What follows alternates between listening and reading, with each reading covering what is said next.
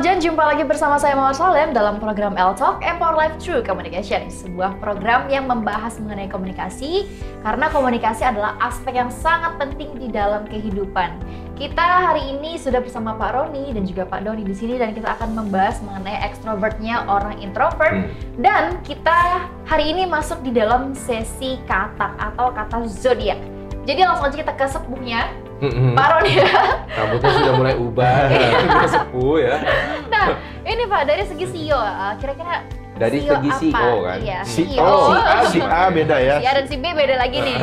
Itu kira-kira CEO apa sih yang introvert dan extrovert? Nah, kalau bisa dilihat yang CEO yang paling introvert itu biasanya orang-orang CEO kerbau. Iya kan?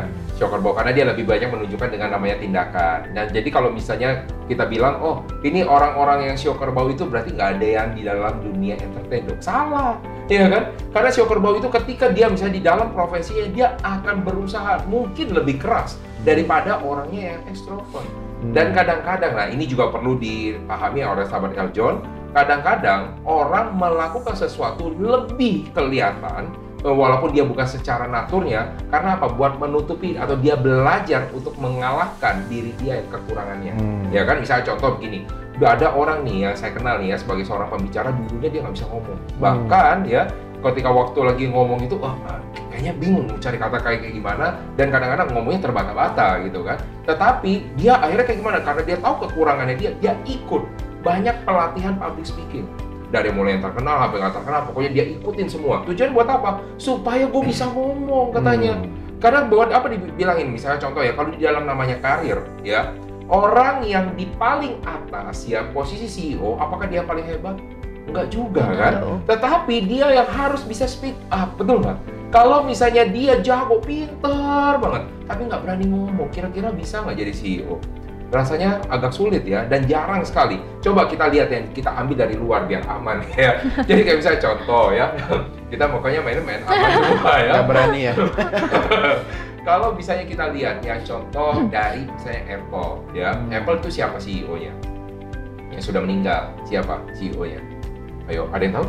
Apple. Gue lupa. Steve Jobs. Steve Jobs. Susah ya kalau Steve Jobs yang kehilangan jobs ya. Iya. Jadi Steve Jobs ini, apakah dia orang yang ahli di bidang komputer, pertama kali menciptakan namanya Mac? Enggak, betul nggak? Si Steve kan akhirnya Steve satu lagi ya, Steve Ballmer. Siapa namanya waktu ada satu orang lagi? Ya, si Wozniak itu, Wozniak. Nah, jadi ketika si Wozniak ini pintar nggak? Pintar banget orangnya. Bisa bilang kita sebut itu dengan namanya nerd, kutu buku. Ya, jadi orang yang kelihatan kayak gimana? Ayo coba kira-kira ciri-ciri orang kutu buku kayak gimana? Kacamata tebel ya kan, gede kacamatanya. buku kemana-mana. Nah, buku, terus kalau misalnya itu rambutnya agak kurakan. Oh, tipis kok. Tipisan gua apa dia? Berarti gua nerd dong. Nggak ada buku berarti belum? Ya, jadi ada penampilan tidak terlalu diutamakan sama dia. Nah, akhirnya ketemu dengan Steve Jobs, orang yang jago, looknya keren banget nih, bisa kita jual. Akhirnya dengan kemampuan itu, dia jualin kalian, kita partneran katanya. Lu buat gue yang jual, ya kan? Lu buat yang jual, akhirnya kayak gimana? Akhirnya orang mengenal si Steve Jobs ini adalah si pendiri Apple, ya kan? Orang mengenal dia adalah sebagai CEO yang punya Apple, padahal didirikan bukan cuma dia sendiri, betul nggak? Dia melihat, oh ini adalah orang ekstrovert, makanya ya.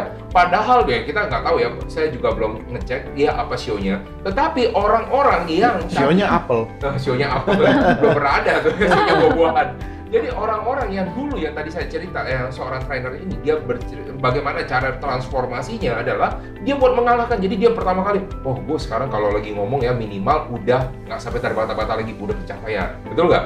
Tapi orang-orang yang udah ekstrovert, udah datarnya ngomong mah biasa bagi dia. Tapi orang introvert, oke, apalagi yang bisa gue lakukan ya supaya bisa lebih dari ini lagi. Mungkin pas lagi ngomong bisa sampai, pertama cuma 1 menit, sekarang coba bertahan 5 menit kayak gimana. Coba selain cuma bisa ngomong, apalagi yang dilakukan? Impromptu, bisa nggak dia impromptu? Oh dia bisa lagi impromptu, apalagi yang bisa dilakukan? Dia nge-guide orang. Nah, selalu berusaha untuk lebih. Nah, kadang-kadang itulah kekuatan orang introvert. Ya, kekuatan introvert untuk menutupi. Nah, tetapi saya nggak bilang saya setuju semua dengan cara-cara seperti itu, karena kenapa? dengan effort kita menutupi kekurangan, maka kita akan mengurangi ya potensi kita untuk yang mengelaborasi namanya kelebihan dari kita. Nah, untuk sio-sio kerbau, kalau misalnya Anda tadi lihat adalah Anda seorang introvert dan Anda berada di dalam dunia yang haruskan Anda sebagai seorang ekstrovert, maka dia akan sangat bagus sekali dan Anda harus terus istilahnya mengasah pola Anda di sana supaya Anda bisa menjadi bahkan lebih bagus daripada orang yang ekstrovert. Nah, kita contoh lagi, orang mana yang ekstrovert secara dari sio? Kita udah tahu lah, yang paling banyak untuk berbicara tentang misi ya balik lagi itu adalah orang-orang sio naga, ya kan?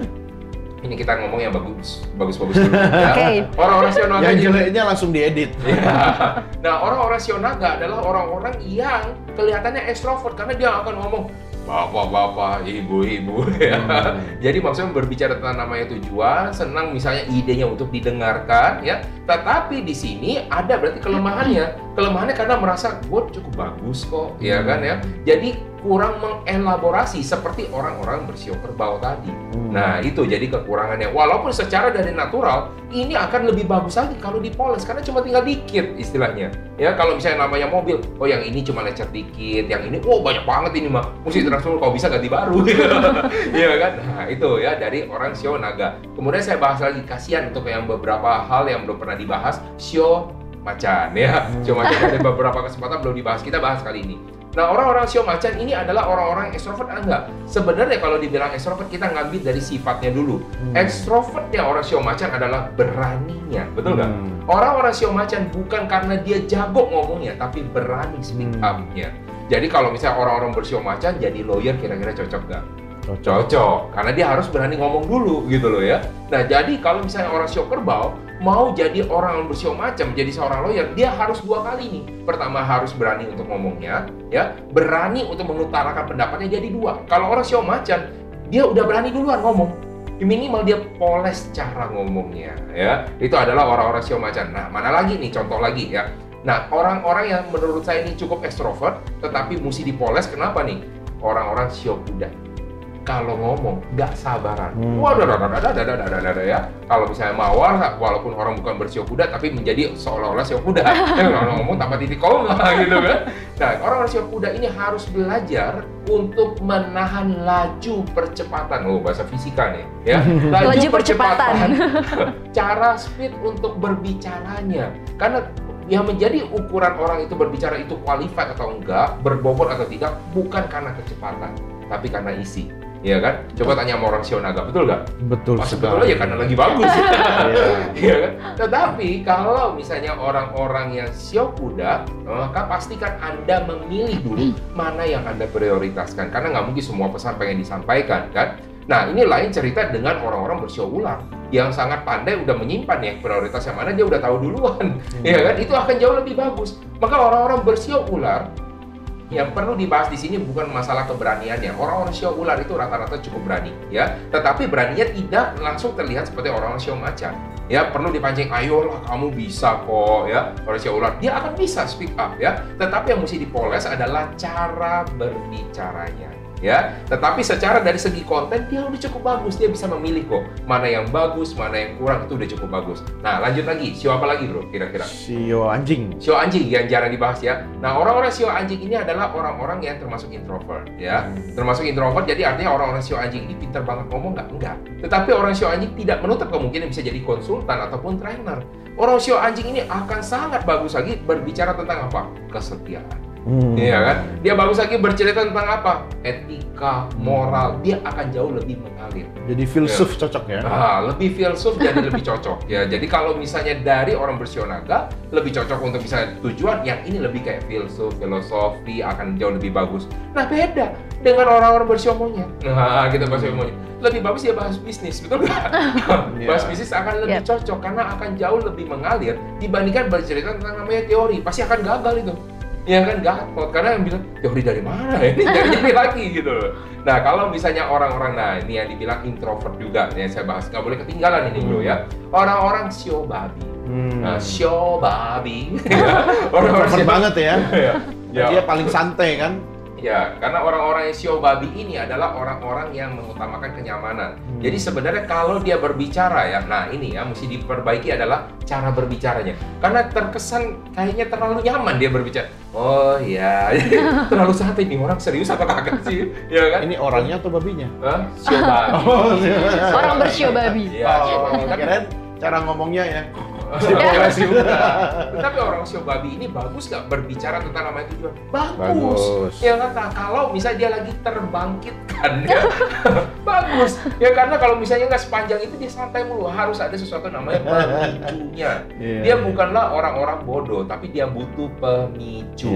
Nah, jadi kalau shio babi diletakkan atau berada pada tempat yang tepat, dia bisa bagus ya. Nah, betul. Tergantung triggernya ya. Nah, ini makanya kita bilang ada namanya ciong, orang shio babi dengan orang shio ular. Iya kan? Kenapa? Kalau orang-orang shio ular sama shio babi, walaupun sama-sama ada trigger, si shio ular ini bisa akan langsung gerak duluan, shio babi masih ya bentar lagi lah. Ya kan? Makanya akan lebih malas. Tetapi orang shio babi juga bukan orang-orang yang bodoh gitu loh. Mereka bagus. Nah, bedanya apa? Kecepatan mengambil tindakan. Nah, ini yang harus dibutuhkan. Jadi kalau Anda pengen menjadi seorang ekstrovert, yang dibutuhkan bagi para shio-shio yang di luar sana, sahabat Eljon, bukan hanya itu adalah seorang yang ekstrovert atau seorang introvert, tapi adalah bagaimana kecepatan Anda untuk mengambil namanya tindakan. Memoles banyak sekolah public speaking yang kita buka ya bro ya. Sekolah public speaking ya kan? Bagaimana cara untuk berani juga akan diajarkan di dalam sekolah public speaking ataupun dari sekolah-sekolah kehidupan. Tetapi kecepatan Anda memutuskan mengambil tindakan adalah balik ke dalam diri pribadi. Betul begitu Mawar? Betul. Tapi berarti shio babi itu bisa dibilang termasuk salah satu shio yang dia karakternya itu malas untuk beradaptasi. Bukan dibilang malas beradaptasi, butuh waktu. Itu bahasa lebih baik ya. Butuh waktu, karena dia ya butuh namanya kenyamanan. Kalau dia udah merasa cukup nyaman, dia mencari lagi yang lain, it's okay gitu. Kalau shio naga ini kan mereka memang cepat banget gitu ya beradaptasinya mereka. Kalau orang shio naga dibutuhkan mereka bisa langsung ya, gitu. karena dia kan memang sudah punya namanya tujuan. Nah, ini yang berbeda dengan shio-shio lain gitu loh. Nah, jadi itu dia sahabat Eljon, semoga shio-shio sahabat Eljon yang nonton sudah tersebut tadi satu-satu. Jadi kalau sahabat Eljon penasaran gitu kan, kira-kira shio aku tuh karakternya seperti apa? Apakah introvert atau extrovert? Semoga semuanya tadi sudah terjawab. Dan terima kasih juga sudah hadir bersama kami di diskusi kali ini. Saksikan terus kami hanya di L-Talk, Empower Life Through Communication.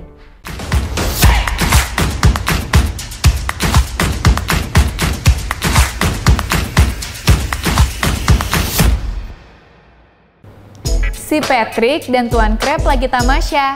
Diklik subscribe-nya ya.